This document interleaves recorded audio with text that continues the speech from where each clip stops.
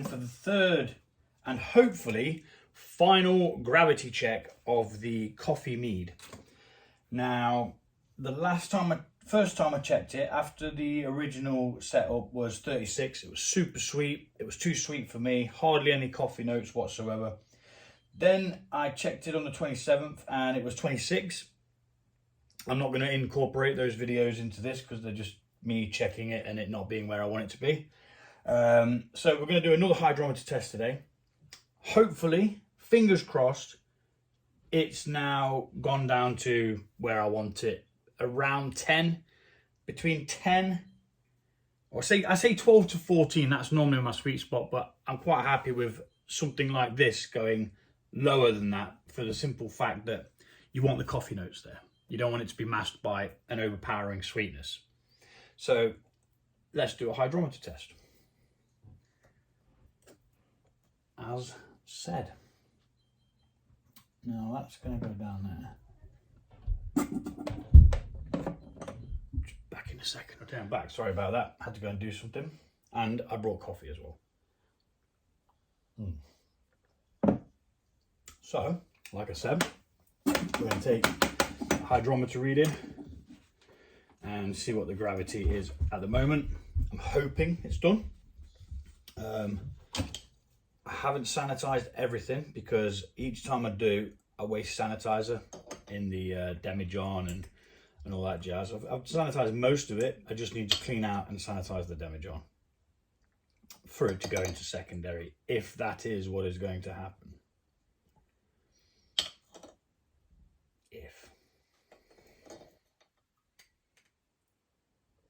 I mean, the coffee is almost giving it like a caramel colour, which is quite nice actually. I can go over there for now. And we are pretty much exactly where I wanted it. A little bit lower than I'd normally have it, but I don't want the sweetness. 2, 4, 6, so it's 1.006. Which means when we have a quick drinky poo, using my gang member glass. This is my new glass for Mead now because I broke my other flipping glass, which I normally use. So little drinky poo of this. Now the coffee's present.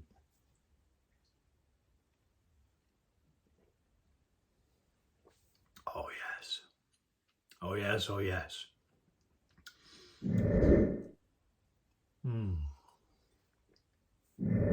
Okie dokie, so I'm going to pop this lid back on now for the simple fact that this is ready, but I need to go and sanitize some more the demijohn, make sure that that's nice and clean, and then we're going to rack this into a clean demijohn with some potassium sorbate and sodium metabisulfate, which is also known as fermentation stopper and Campden tablets. So that is where we're at. That's what we're going to do. I'll calculate the ABV and I'll let you know in a second.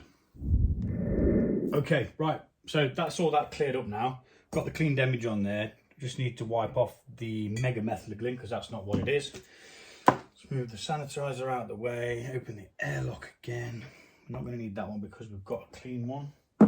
Move my coffee out of the way, and this needs to go there. So we're going to rack this now into a pitcher, and then from the pitcher into here. You can just rack straight into that. There is no reason why you can't.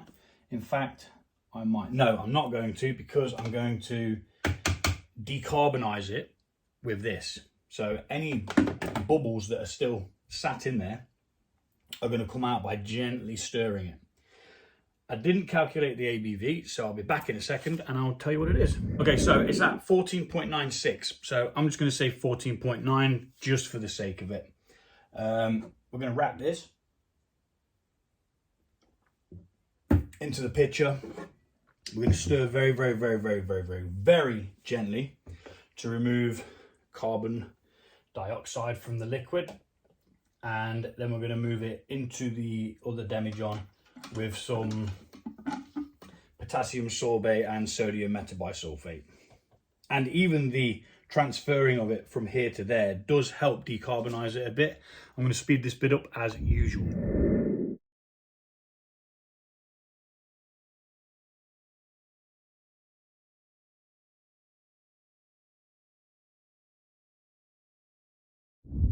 Right, so we've racked it off. Now we're going to stir it in here to release the bubbles. You probably can't see. Let's see if I can show you. There's quite a lot of bubbles on the side of the thing there. And we're going to try and get all of that out. Otherwise we may end up having a carbonated beverage, which we don't want. Well, which I don't want. You might want one, I don't. But very gently, we're going to decarbonize this. Forwards and backwards, and you can see the bubbles coming out, to be fair. Move that over there. And then you're going to crush down some Campden tablets and add some potassium sorbate into the clean vessel. And we'll do this again just before bottling anyway. So it doesn't really matter how long you do it for. 5 minutes, 10 minutes, 3 minutes. Just do it a little bit. That's all that matters. As long as you get some of it out, the better.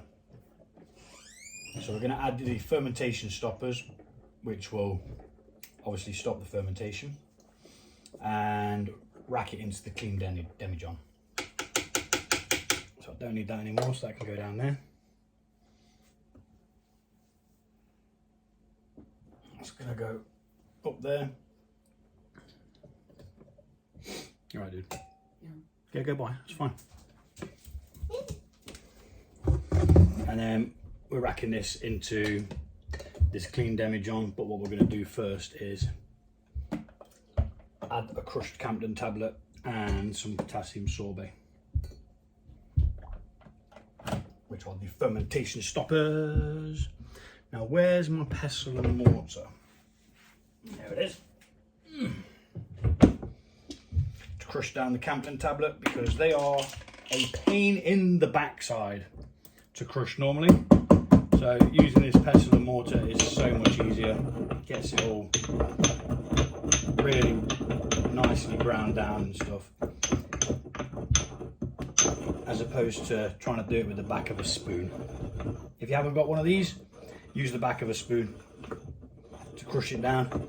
In a bowl is the best way to do it. That could have landed on my foot. Right, so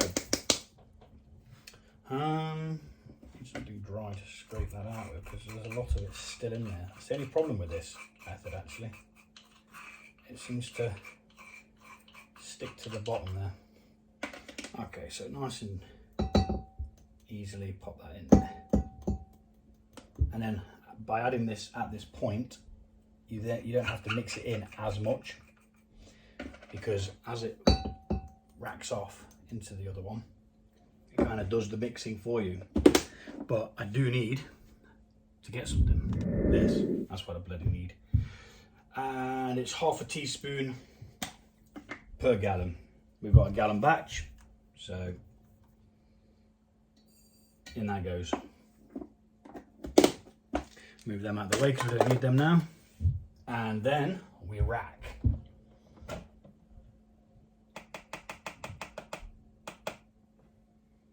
Again. And we'll speed it up.